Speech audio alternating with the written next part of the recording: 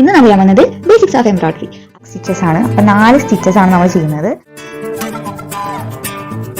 4 നമ്മൾ running stitch ആണ് ചെയ്യുന്നത്. അങ്ങനെ ആ ഒരു സ്പേസ് എന്ന് പറയുന്നത് നമുക്ക് കാണാൻ പറ്റുന്ന ആ ഒരു ലൈനിന്റെ അത്രയും തന്നെ ആയിരിക്കും അതിൻ്റെ ഇടയിലുള്ള ആ ഒരു ബ്ലാങ്ക് ആയി കിടക്കുന്ന പോർഷൻ. അപ്പോൾ നമുക്ക് കണ്ടിന്യൂ ചെയ്യാം.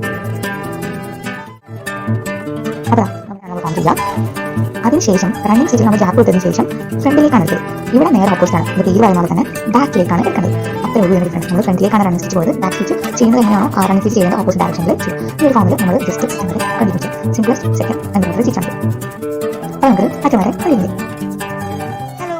Welcome back to DIY everything home made. അപ്പോൾ ഒട്ടും സമയം കളയാതെ ഇതിൻ്റെ പാർട്ട് 2ലേക്ക് ഞാൻ പോവാണ്. പിന്നെ പാർട്ട് 1 കാണാത്തവർ പാർട്ട് 1 കണ്ടിട്ട് മാത്രം സെക്കൻഡ് പാർട്ട് കാണാൻ വരാം. കാണാത്തവർക്ക് വേണ്ടി ഐ ബട്ടണിൽ വീഡിയോ വരുന്നുണ്ട്, പോയി കാണാം. അപ്പോൾ ഇതിനകത്തും ഫസ്റ്റ് സ്റ്റെപ്പ് എന്ന് പറയുന്നത് റണ്ണിങ് സ്റ്റിച്ചിനും ബാക്ക് സ്റ്റിച്ചിനും ചെയ്ത പോലെ തന്നെ ഒരു മൈനസ് സൈൻ അല്ലെങ്കിൽ ഒരു ഡാഷ് ലൈൻ ഫോം ചെയ്യാനുള്ളതാണ്.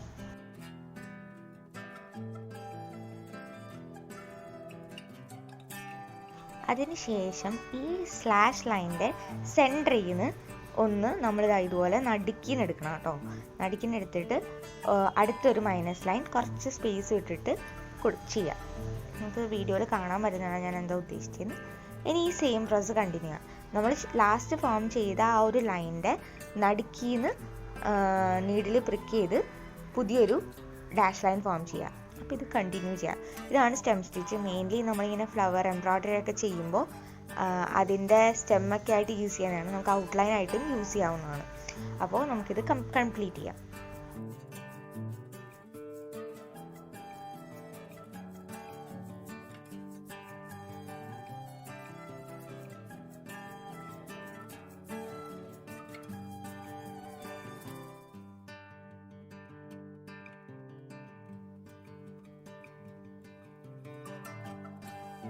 അപ്പോൾ അതാ നമ്മുടെ സ്റ്റിച്ച് ഫുൾ കംപ്ലീറ്റ് ആയിട്ടുണ്ട്.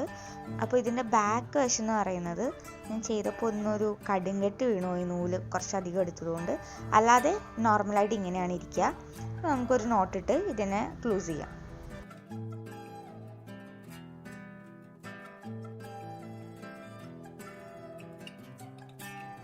അപ്പോൾ ഞാൻ പറഞ്ഞ പോലെ സ്റ്റെമ്മൊക്കെ ചെയ്യാൻ വേണ്ടി ഇത് യൂസ് ചെയ്യും. അല്ലാതെ ഇപ്പോൾ റൈറ്റ് സൈഡിൽ കാണുന്ന പോലത്തെ ഡിസൈനൊക്കെ ഫോം ചെയ്യാനും നമ്മളിത് യൂസ് ചെയ്യും. അപ്പോൾ നമുക്ക് അടുത്ത സ്റ്റിച്ചിലേക്ക് പോവാം.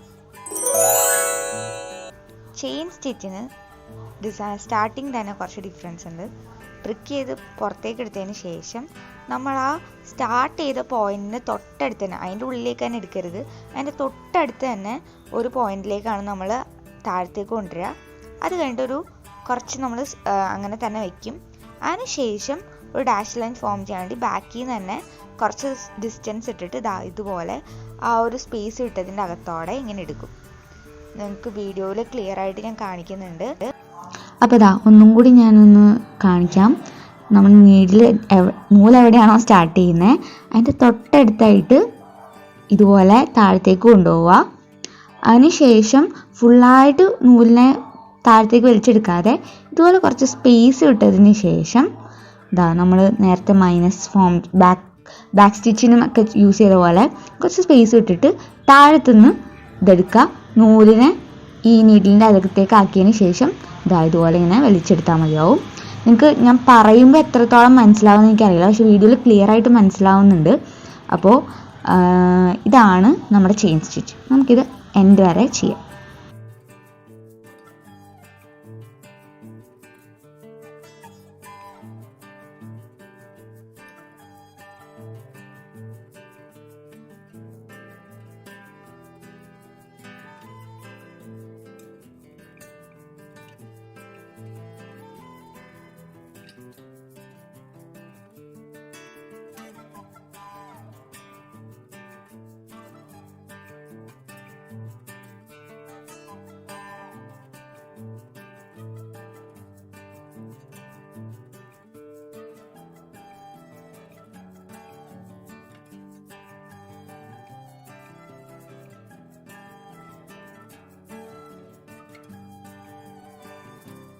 അപ്പോൾ ഞാൻ ലൈനിൻ്റെ അറ്റത്തെത്തിയിട്ടുണ്ട്. ഇനി നമുക്കിത് ക്ലോസ് ചെയ്യാനായിട്ട് താഴത്തേക്ക് നോർമലായിട്ട് ആ ഒരു സ്റ്റിച്ച് തീരുന്നിടത്തുനിന്ന് താഴത്തേക്ക് കൊണ്ടുപോവുക.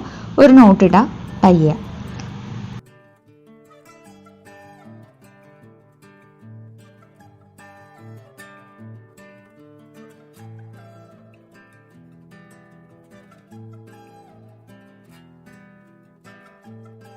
ചെയിൻ സ്റ്റിച്ച് എന്ന് പറയുമ്പോൾ അത് നമ്മൾ മിക്കയിടത്തും യൂസ് ചെയ്യുന്നതാണ്, ഒരു ഇമ്പോർട്ടൻറ്റ് സ്റ്റിച്ചാണ് എംബ്രോയ്ഡറിയിൽ. അപ്പോൾ നമ്മുടെ പാർട്ട് 1ഉം പാർട്ട് 2ഉം കംപ്ലീറ്റ് ആയിട്ടുണ്ട്. അപ്പോൾ നമ്മളിതിൽ മെയിനായിട്ട് പറഞ്ഞ സ്റ്റിച്ചസ് എന്ന് പറയുന്നത് running stitch, back stitch, stem stitch, chain stitch. അപ്പോൾ ഇതെല്ലാം നിങ്ങൾക്ക് ക്ലിയർ ആയിട്ട് മനസ്സിലാക്കി തരാൻ പറ്റിയെന്ന് വിചാരിക്കുന്നു. വീഡിയോ ഇഷ്ടമായെങ്കിൽ ലൈക്ക് ചെയ്യാനും ഷെയർ ചെയ്യാനും കമൻറ്റ് ചെയ്യാനും മറക്കരുത്. എംബ്രോയ്ഡറി വീഡിയോ ഇഷ്ടമായെങ്കിൽ കമൻറ്റ് ബോക്സിൽ മെൻഷൻ ചെയ്യുക. പുതിയ വീഡിയോ വരുന്നതിലേക്കും ബൈ ബൈ.